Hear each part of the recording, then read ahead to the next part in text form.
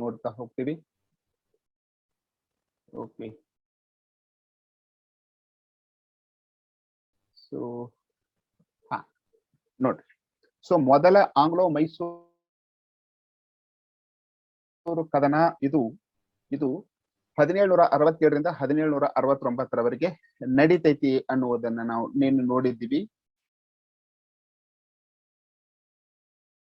So ಇದಕ್ಕೆ ಕಾರಣಗಳನ್ನ ನೋಡೋದಾದ್ರೆ ನಿಮಗೆ ಸ್ಕ್ರೀನ್ ಮೇಲೆ ಬರ್ತಾ ಇದೆ ಇವಾಗ ಕಾರಣಗಳು. ಸೊ ಕಾರಣಗಳನ್ನ ನೋಡೋದಾದ್ರೆ ದಕ್ಷಿಣ ಭಾರತದಲ್ಲಿ ಹೈದರ್ ಅಲಿ ಗಳಿಸುತ್ತಿದ್ದ ರಾಜಕೀಯ ಪ್ರಾಬಲ್ಯ ಇದು ಒಂದು ಕಾರಣ ಆಗತ್ತೆ. ಹೈದರ್ ಅಲಿ ದಕ್ಷಿಣ ಭಾರತದಲ್ಲಿ ತನ್ನ ಪ್ರಾಬಲ್ಯವನ್ನ ಗಳಿಸ್ತಾ ಇದ್ದ. ಈ ಪ್ರಾಬಲ್ಯ ಮುಂದೆ ಏನಾಗ್ತೈತಿ ಅಂದ್ರೆ ಅಂದ್ರೆ ದಕ್ಷಿಣ ಭಾರತದಲ್ಲಿ ಹೈದರ್ ಅಲಿ ಗಳಿಸ್ತಾ ಇದ್ದಂತ ಧರ್ಮ ಮತ್ತು ಮರಾಠರ ಅಸಹನೆಗೆ ಅಥವಾ ಹೊಟ್ಟೆ ಕಿಚ್ಚಿಗೆ, ಅಸಮಾಧಾನಕ್ಕೆ ಕಾರಣ ಆಗ್ತೈತಿ. ಬ್ರಿಟಿಷರು ತಮ್ಮ ಸಾಮ್ರಾಜ್ಯಶಾಹಿ ಧೋರಣೆಗೆ ಅಡ್ಡಿಯಾಗಿದ್ದ ಹೈದರ್ ಅಲಿಯನ್ನ ಹಣಿಯುವುದಕ್ಕೆ ಪ್ರಯತ್ನವನ್ನ ಅಥವಾ ತಂತ್ರವನ್ನ ಮಾಡ್ತಾರೆ. ಸೊ ಸಾಮ್ರಾಜ್ಯಶಾಹಿ ಧೋರಣೆ ಅಂತಂದ್ರೆ ತಮ್ಮ ಸಾಮ್ರಾಜ್ಯವನ್ನು ವಿಸ್ತರಿಸುವಂತಹ ಕೆಲಸವನ್ನ ಬ್ರಿಟಿಷರು ಮಾಡ್ತಾ ಇದ್ರು. ಸೊ ಹೀಗೆ ಬ್ರಿಟಿಷರು ತಮ್ಮ ಸಾಮ್ರಾಜ್ಯವನ್ನ ವಿಸ್ತರಣೆ ಮಾಡುವಂತದ್ದಕ್ಕೆ ಹೈದರ್ ಅಲಿ ಅಡ್ಡಿಯಾಗಿದ್ದ. ಹಾಗಾಗಿ ಆ ಹೈದರ್ ಅಲಿಯನ್ನ ಮಣಿಸಬೇಕು ಹೆಂಗಾದ್ರೂ ಮಾಡಿ ಅನ್ನುವಂಥದ್ದು ಬ್ರಿಟಿಷರ ತಂತ್ರ ಆಗಿತ್ತು. ಅದಕ್ಕಾಗಿ ಏನ್ ಮಾಡ್ತಾರೆ, ಹೈದರಾಬಾದ್ ನಿಜಾಮ ಮತ್ತು ಮರಾಠರ ಜೊತೆಗೆ ಒಂದು ಸಂಯುಕ್ತವಾಗಿ ಒಂದು ಸೇನೆಯನ್ನ ಕಟ್ಟಿಕೊಳ್ತಾರೆ. ಅರ್ಕಾಟಿನಲ್ಲಿ ಉಂಟಾದ ರಾಜಕೀಯ ಸಮಸ್ಯೆಗಳು, ಉತ್ತರಾಧಿಕಾರಕ್ಕಾಗಿ ಅರ್ಕಾಟ್ನಲ್ಲಿ ರಾಜಕೀಯ ಅತಂತ್ರ ಸ್ಥಿತಿ ಇತ್ತು. ಹಾಗಾಗಿ ಅದು ಕೂಡ ಇಲ್ಲಿ ಕಾರಣ ಆಗ್ತದೆ. ಇದರ ನಡುವೆ 1767ರಲ್ಲಿ ಹೈದರ್ ಅಲಿಯಿಂದ ಅರ್ಕಾಟಿನ ಮುತ್ತಿಗೆ. ಸೊ ಇದು ಮೊದಲ ಆಂಗ್ಲೋ ಮೈಸೂರು ಕದನಕ್ಕೆ ಕಾರಣ ಆಗ್ತದೆ ಅನ್ನುವಂಥದ್ದನ್ನ ನಿನ್ನೆ ನಾವು ನೋಡಿದ್ದೀವಿ. ಸೊ ಇಲ್ಲಿ ಏನೇನು ಘಟನೆಗಳು ನಡೆದವು ನಿಶ್ಚಯ ಮಾಡೋಣ ಅಂತ. ಸೊ ಯುದ್ಧದ ನಡೆ ತಿರುಚನಾಪಳ್ಳಿ, ಅಂಬೂರು ಮತ್ತು ತಿರುವಣ್ಣಾಮಲೈ ಯುದ್ಧಗಳ ಈ ಪ್ರದೇಶದಲ್ಲಿ ನಡೀತವೆ. ಸೊ ಸ್ಕ್ರೀನ್ ಮೇಲೆ ಸದ್ಯಕ್ಕೆ ಭಾರತ ನಕ್ಷೆ ಬರ್ತಾ ಇದೆ. ಆ ಭಾರತ ನಕ್ಷೆಯಲ್ಲಿ ತಾವು ಗಮನಿಸಬಹುದು ಯಾವ್ಯಾವ ಪ್ರದೇಶಗಳು ಎಲ್ಲೆಲ್ಲಿ ಬರ್ತಾವ ಅನ್ನುವಂಥದ್ದು ಸದ್ಯಕ್ಕೆ ನಿಮ್ಮ ಸ್ಕ್ರೀನ್ ಮೇಲೆ ಇದೆ. ಸೊ ತಾವಿಲ್ಲಿ ಗಮನಿಸಬಹುದು. ಇಲ್ಲಿ ಏನು ಹಳದಿ ಕಲರ್ದಾಗ ಐತಿ ಇದು ಅಂಬೂರು. ಇಲ್ಲಿ ಕಾಣ್ತಾ ಇದೆ. ನಾನು ಕರ್ಸರ್ನ ಮೂವ್ ಮಾಡ್ತಾ ಇದ್ದೀನಿ. ಅಲ್ಲಿ ನೋಡ್ರಿ, ಹಳದಿ ಬಣ್ಣದಾಗ ಐತಿ ಅದು ಅಂಬೂರು. ಆಮೇಲೆ ಇಲ್ಲಿ ಕೆಳಗಡೆಗೆ ಕೆಂಪು ಬಣ್ಣದಾಗ ಐತಿ ನೋಡ್ರಿ ನಡುವಿಂದು, ಅದು ತಿರುವಣ್ಣಾಮಲೈ ಅನ್ನುವಂತಹ ಸ್ಥಳ. ಅದಾದ ನಂತರದಲ್ಲಿ ಇಲ್ಲಿ ಕೆಳಗೆ ಏನೈತಿಲ್ಲ ಇದು ತಿರುಚನಾಪಳ್ಳಿ. ಸೊ ಅಂಬೂರು, ತಿರುವಣ್ಣಾಮಲೈ ಮತ್ತು ತಿರುಚನಾಪಳ್ಳಿ ಈ ಪ್ರದೇಶಗಳಲ್ಲಿ ಯುದ್ಧಗಳು ನಡೀತವೆ.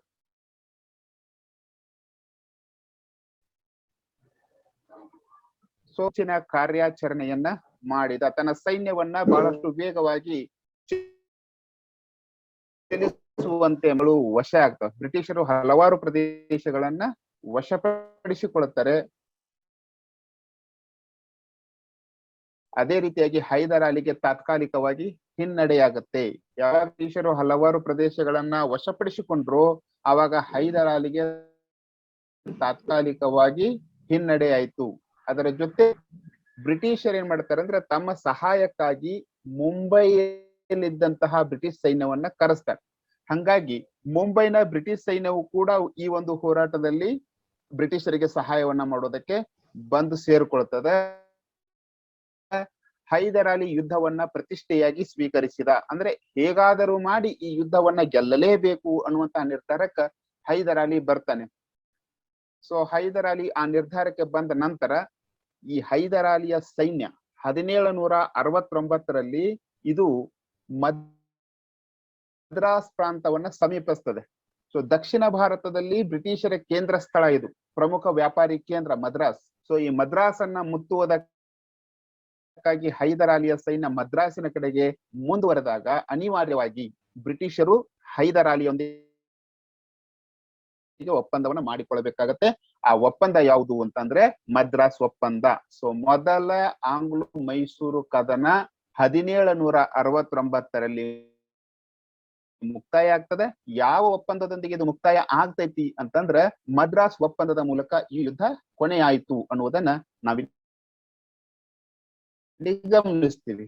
ಸೊ ಸೊ ಯುದ್ಧದ ಬಗ್ಗೆ ಪ್ರಶ್ನೆಗಳು ಬಂದಾಗ ಈ ಒಂದು ಉತ್ತರವನ್ನ, ಇಲ್ಲಿ ಏನ್ ಪಾಯಿಂಟ್ಸ್ ಅದಾವ ಈ ಪಾಯಿಂಟ್ಸ್ ಗಳನ್ನ ಬರೆಯಬೇಕಾಗತ್ತೆ. ಮೊದಲ ಆಂಗ್ಲೋ ಮೈಸೂರು ಕದನ ನಡೆದ ಬಗೆಯನ್ನ ವಿವರಿಸಿರಿ, ಅಥವಾ ಮೊದಲ ಆಂಗ್ಲೋ ಮೈಸೂರು ಕದನದ ನಡೆಯನ್ನ ವಿವರಿಸಿರಿ ಅಂತ ಕೇಳ್ತಾನ. ಆ ಪ್ರಶ್ನೆ ಏನ್ ಹಾಕಿರವಲ್ದಕ್ಕ ಈ ಉತ್ತರವನ್ನ ನೀವಲ್ಲಿ ಬರಿಬೇಕಾಗತ್ತ. ಈ ಎಲ್ಲಾ ಪಾಯಿಂಟ್ಸ್ ಗಳನ್ನು ಸೇರಿಸಿ ನೀವಲ್ಲಿ ಬರಿ. ಸೊ ನೀನೆ ಕೇಳಿದ್ದಕ್ಕೆ ನಿಮಗೆ ಉತ್ತರ ಸಿಕ್ಕೈತಿ ಅಂತ ಅನ್ಕೋತೀನಿ. ಆ ಸ್ಥಳಗಳು ಎಲ್ಲೆಲ್ಲಿ ಬರ್ತಾವ ಅನ್ನುವಂಥದ್ದನ್ನ ನೀವು ನಿನ್ನೆ ಕೇಳಿದ್ರಿ. ಸೊ ಈಗ ಮ್ಯಾಪ್ ಅನ್ನೆಲ್ಲ ನಾನು ನಿಮಗೆ ತೋರಿಸಿದ್ದೀನಿ. ಸೊ ನೆಕ್ಸ್ಟ್ ಎರಡನೇ ಆಂಗ್ಲೋ ಮೈಸೂರು ಕದನ. ಸೊ ಎರಡನೇ ಆಂಗ್ಲೋ ಮೈಸೂರು ಕದನವನ್ನ ನಾವೀಗ ನೋಡೋಣ. ಇದು 1780ರಿಂದ 1784ರವರೆಗೆ, ಅಂದ್ರೆ ಸುಮಾರು 4 ವರ್ಷಗಳ ಕಾಲ ಈ ಯುದ್ಧ ನಡೀತದೆ. ಈ ಯುದ್ಧ ಪ್ರಮುಖವಾದಂತಹ ಯುದ್ಧ ಯಾಕಂತಂದ್ರೆ ಈ ಯುದ್ಧದ ಮಧ್ಯಭಾಗದಲ್ಲಿಯೇ ಹೈದರ್ ಅಲಿ ಮರಣ ಹೊಂತಾನೆ. ಸೊ ಹೈದರ್ ಅಲಿ ಈ ಯುದ್ಧದಲ್ಲಿ ಮರಣ ಹೊಂದುವುದರಿಂದ ಮುಂದೆ ಆ ಯುದ್ಧವನ್ನ ಮುನ್ನಡೆಸಿಕೊಂಡು ಹೋಗಬೇಕಾದಂತಹ ಅನಿವಾರ್ಯತೆ ಯಾರಿಗೆ ಬರ್ತದೆ ಅಂತಂದ್ರೆ ಆತನ ಮಗನಾಗಿದ್ದಂತಹ ಟಿಪ್ಪು ಸುಲ್ತಾನನಿಗೆ ಬರ್ತದೆ. ಹಾಗಾಗಿ ಇದೊಂದು ಪ್ರಮುಖವಾದಂತಹ ಕದನ ಅಂತ ಹೇಳಿ ಮೇಲೆ ಗಮನಿಸಬಹುದು. ಈಗ ಕಾರಣಗಳೇನು ಹಂಗಾದ್ರೆ ಈ ಒಂದು ಎರಡನೇ ಆಂಗ್ಲೋ ಮೈಸೂರು ಯುದ್ಧಕ್ಕೆ ಕಾರಣಗಳೇನು ಅನ್ನೋದನ್ನ ನೋಡೋದಾದ್ರೆ, ಬ್ರಿಟಿಷರಿಂದ ಮದ್ರಾಸ್ ಷರತ್ತುಗಳ ಉಲ್ಲಂಘನೆಗೆ ಪ್ರಯತ್ನ ಆಗ್ತೈತಿ. ಅಂದ್ರ ಮದ್ರಾಸ್ ಏನು ಒಂದು ಒಪ್ಪಂದ ಇತ್ತು, ಆ ಮದ್ರಾಸ್ ಒಪ್ಪಂದದಲ್ಲಿ ಒಂದು ಕರಾರ್ ಇರ್ತೈತಿ, ಷರತ್ತು. ಏನ್ ಷರತ್ ಅಂದ್ರ ಬೇರೆಯವರು ದಾಳಿ ಮಾಡಿದಾಗ ಪರಸ್ಪರ ಸಹಾಯವನ್ನ ಮಾಡಬೇಕು ಅನ್ನುವಂತ ಒಂದು ಒಪ್ಪಂದ ಇರ್ತೈತಿ. ಉದಾಹರಣೆಗೆ ಹೈದರ್ ಅಲಿಯ ಮೇಲೆ ಬೇರೆಯವರು ಯಾರಾದ್ರೂ ದಾಳಿ ಮಾಡಿದ್ರೆ ಅವಾಗ ಬ್ರಿಟಿಷರು ಹೈದರ್ ಅಲಿಗೆ ಸಹಾಯ ಮಾಡಬೇಕು. ಅಕಸ್ಮಾತ್ ಬ್ರಿಟಿಷರ ಜೊತೆಗೆ ಯಾರಾದ್ರೂ ಯುದ್ಧಕ್ಕೆ ನಿಂತ್ರೆ ಆವಾಗ ಹೈದರ್ ಅಲಿ ಬ್ರಿಟಿಷರಿಗೆ ಸಹಾಯವನ್ನ ಮಾಡಬೇಕು.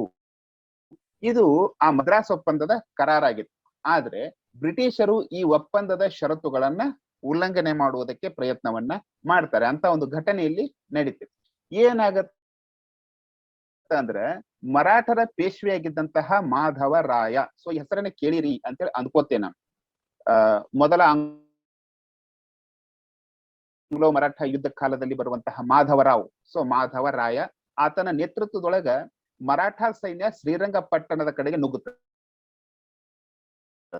ಸೊ ಮರಾಠರು ಹೈದರ್ ಅಲಿಯ ಪ್ರದೇಶವಾಗಿದ್ದಂತಹ ಶ್ರೀರಂಗಪಟ್ಟಣದ ಮೇಲೆ ದಾಳಿಯನ್ನ ಮಾಡ್ತಾರೆ ಮಾಧವರಾವನ ನೇತೃತ್ವದೊಳಗ. ಸೊ ಆ ಟೈಮಿಗೆ ಮದ್ರಾಸ್ ಒಪ್ಪಂದದ ಕರಾರಿನಂತೆ ಹೈದರ್ ಅಲಿ ಏನ್ ಮಾಡ್ತಾನ, ಬ್ರಿಟಿಷರ ಸಹಾಯವನ್ನ ಅಪೇಕ್ಷಿಸ್ತಾನೆ. ಮರಾಠರು ನನ್ನ ಮೇಲೆ ದಾಳಿ ಮಾಡ್ಯಾರ, ಹಂಗಾಗಿ ಮದ್ರಾಸ್ ಒಪ್ಪಂದದ ಷರತ್ತೇನಿತ್ತು, ಪರಸ್ಪರ ಯಾರಾದ್ರೂ ದಾಳಿ ಮಾಡಿದ್ರೆ ಸಹಾಯವನ್ನ ಮಾಡಬೇಕು. ಹಂಗಾದ್ರೆ ಈಗ ಮರಾಠರು ದಾಳಿ ಮಾಡ್ಯಾರ ಅಂತಂದ್ರ ಹೈದರ್ ಅಲಿಗೆ ಯಾರು ಸಹಾಯ ಮಾಡ್ಬೇಕಿತ್ತು? ಬ್ರಿಟಿಷರು ಸಹಾಯವನ್ನ ಮಾಡ್ಬೇಕಿತ್ತು ಮದ್ರಾಸ್ ಒಪ್ಪಂದದ ಪ್ರಕಾರ. ಆದ್ರೆ ಬ್ರಿಟಿಷರು ಈ ಸಹಾಯ ಮಾಡುವುದನ್ನ ತಿರಸ್ಕರಿಸ್ತಾರ, ಅವರು ಸಹಾಯವನ್ನ ಮಾಡೋದಕ್ಕೆ ಹೋಗ್ಲಿಲ್ಲ ಅನ್ನೋದನ್ನ ನಾವಲ್ಲಿ ಕಾಣ್ತೀವಿ. ಇದರ ಜೊತೆಗೆ ಬ್ರಿಟಿಷರು ಮಾಹೆ ಅನ್ನುವಂತ ಒಂದು ಪ್ರದೇಶವನ್ನು ವಶಪಡಿಸಿಕೊಳ್ತಾರೆ. ಮಾಹೆ ಅನ್ನುವಂಥದ್ದು ಇದು ಫ್ರೆಂಚರ್ ವಸಾಹತು ಆಗಿತ್ತು. ಜೊತೆಗೆ ಹೈದರ್ ಅಲಿಯ ಪ್ರಮುಖ ನೌಕಾ ನೆಲೆ, ಹೈದರ್ ಅಲಿಯ ಪ್ರಮುಖ ನೌಕಾ ನೆಲೆ ಅದನ್ನ ಬ್ರಿಟಿಷ್ ವಶಪಡಿಸಿಕೊಳ್ತಾರೆ. ಪ್ರಮುಖ ರಕ್ಷಿತಾ ಕಲ್ಮಡ್ಡಿ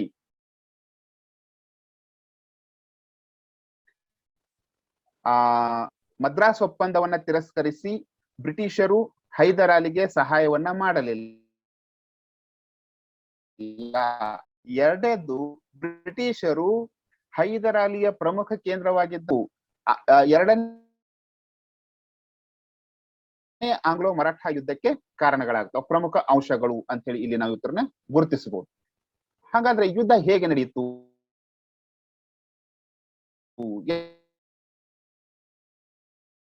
ಎಲ್ಲೆಲ್ಲಿ ಯುದ್ಧಗಳು ನಡೆದವು, ಯಾವ ಯುದ್ಧಗಳು ಇಲ್ಲಿ ಪ್ರಮುಖ?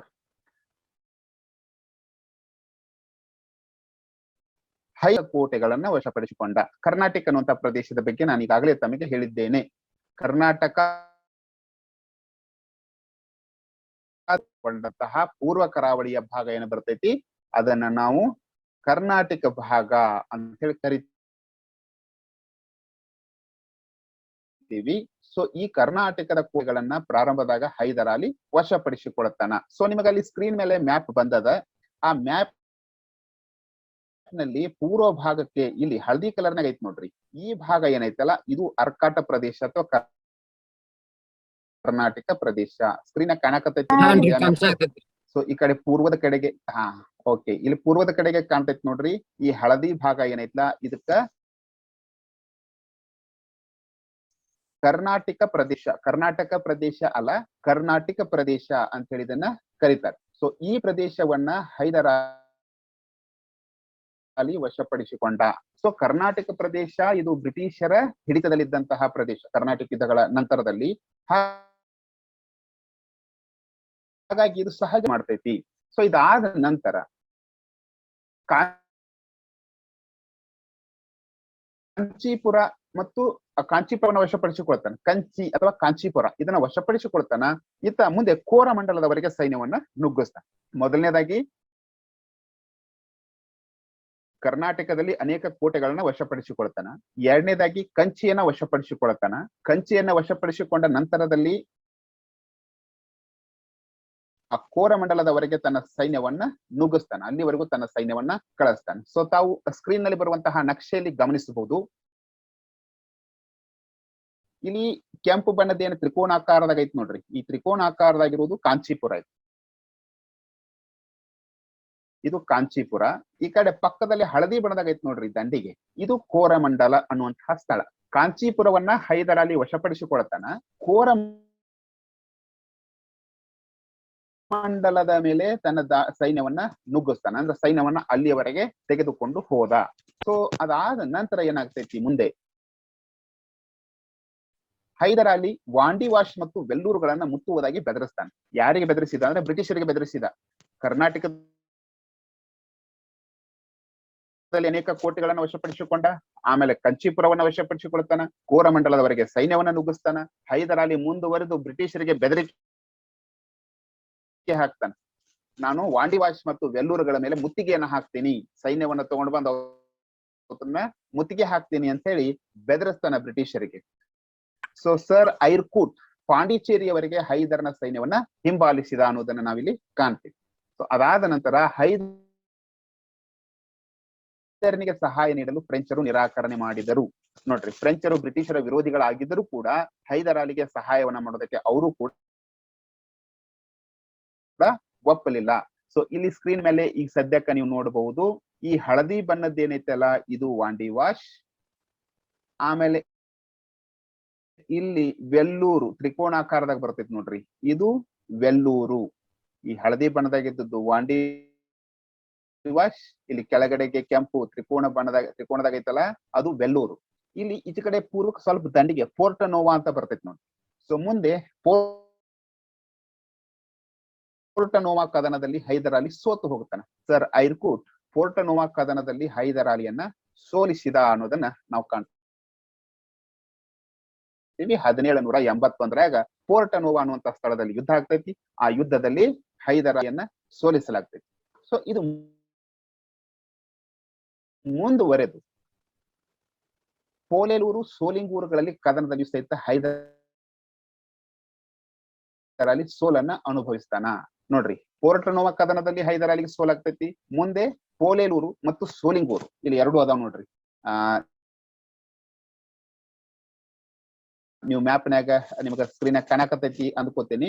ಈ ಹಳದಿ ಬಣ್ಣದ ರೌಂಡ್ ಐತೆಲ್ಲ, ಈ ರೌಂಡ್ ಇರೋದಿದ್ದು ಪೋಲೇಲೂರು. ಈ ಕಡೆ ಅದ್ರ ಮಕ್ಕಳ ಐತಿ ನೋಡ್ರಿ ಸೋಲಿಂಗೂರ್ ಅಂತೇಳಿ, ಇದು ತ್ರಿಕೋನಾಕಾರದಾಗ ಅದ್ರ ಮಕ್ಕಳ ಐತಿ, ಇದು ಸೋಲಿಂಗೂರು. ಈ ಎರಡೂ ಕದನಗಳಲ್ಲಿಯೂ ಸಹಿತ ಹೈದರ್ ಅಲಿ ಸೋಲನ್ನ ಅನುಭವಿಸಿದ. ಸೊ ಅದಾದ ನಂತರ 1782ರಲ್ಲಿ ಹೈದರ್ ಅಲಿ ಮರಣ ಹೊಂದುತ್ತ. ಆತನ ಬೆನ್ನಿನಲ್ಲಿ ಕ್ಯಾನ್ಸರ್ ಆಗಿತ್ತು, ಕ್ಯಾನ್ಸರ್ ಗಡ್ಡೆ ಇತ್ತು. ಆ ಕ್ಯಾನ್ಸರ್ ನಿಂದಾಗಿ ಬ್ರಿಟಿಷರ ಜೊತೆ ಹೋರಾಟ ಮಾಡುವಾಗ ಯುದ್ಧ ಭೂಮಿಯಲ್ಲಿ ಸಾಯಲಿಲ್ಲ ಹೈದರ್ ಅಲಿ. ಈತ ಸತ್ತದ ಹೇಗೆ ಅಂತಂದ್ರ ಆತನಿಗೆ ಕ್ಯಾನ್ಸರ್ ರೋಗ ಇತ್ತು. ಕ್ಯಾನ್ಸರ್ ರೋಗ ಇದ್ದ ಕಾರಣಕ್ಕಾಗಿ ಹೈದರ್ ಅಲಿ ಮರಣ ಹೊಂತಾನ 1782ರಲ್ಲಿ. ಸೊ ಹೈದರ್ ಅಲಿ ಮರಣ ಹೊಂದಿದ ನಂತರ ಈ ಟೈಮಿಗೆ ಅಂದ್ರೆ 1782ರಲ್ಲಿ ಹೈದರ್ ಅಲಿ ಮರಣ ಹೊಂದಿದಾಗ ಟಿಪ್ಪು ಸುಲ್ತಾನ್ ಮಲಬಾರಿನಲ್ಲಿ ಹೋರಾಟವನ್ನ ಮಾಡ್ತಾ ಇದ್ದ. ಸೊ ಮಲಬಾರ್ ಅಂದ್ರೆ ಇದು ಎಲ್ಲಿ ಬರ್ತೈತಿ? ಈಗಿನ ಯಾವ ರಾಜ್ಯದಾಗ ಬರ್ತೈತಿ ಇದು ಮಲಬಾರ್? ಯಾರು ಹೇಳ್ತೀರಿ? ಕೇರಳ. ಗುಡ್, ಇದು ಕೇರಳದಾಗ ಬರ್ತೈತಿ.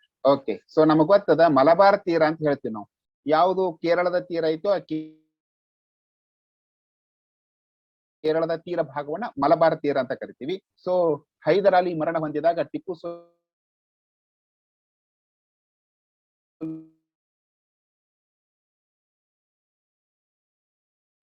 ಎಲ್ಲಿ ಟಿಪ್ಪು ಈಗ ಸದ್ಯಕ್ಕೆ ಈ ಭಾಗದಾಗಿಲ್ಲ, ಕರ್ನಾಟಕ ಭಾಗದಾಗಿಲ್ಲ ಅಥವಾ ಮೈಸೂರು ರಾಜ್ಯದ ಭಾಗದಾಗಿಲ್ಲ.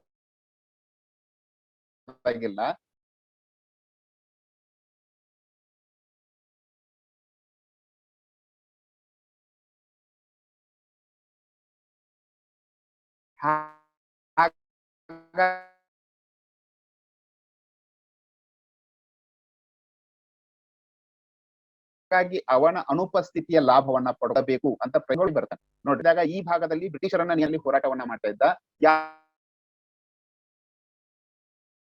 ಲಾಭ ಪಡ್ಕೊಂಡು ಬಿದನೂರು ಮತ್ತು ಮಂಗಳೂರುಗಳನ್ನ ವಶಪಡಿಸಿಕೊಳ್ಳಬೇಕು ಅಂತ ಹೇಳಿ ಬ್ರಿಟಿಷರು ಪ್ರಯತ್ನವನ್ನ ಮಾಡ್ತಾರೆ. ಅದನ್ನ ಅರಿತಂತಹ ಟಿಪ್ಪು ಮಂಗಳೂರು ಕರಾವಳಿ ತೀರದ ಹತೋಟಿಗಾಗಿ ಅದನ್ನ ನಿಯಂತ್ರಣದಲ್ಲಿ ಇಟ್ಟುಕೊಳ್ಳೋದಕ್ಕಾಗಿ ಮಂಗಳೂರಿನ ಕಡೆಗೆ ಬರ್ತಾನೆ. ಸೊ ತಾವೀಗ ಸ್ಕ್ರೀನ್ ಮೇಲೆ ಗಮನಿಸಬಹುದು, ಇಂಡಿಯಾ ಮ್ಯಾಪ್ ಅದ.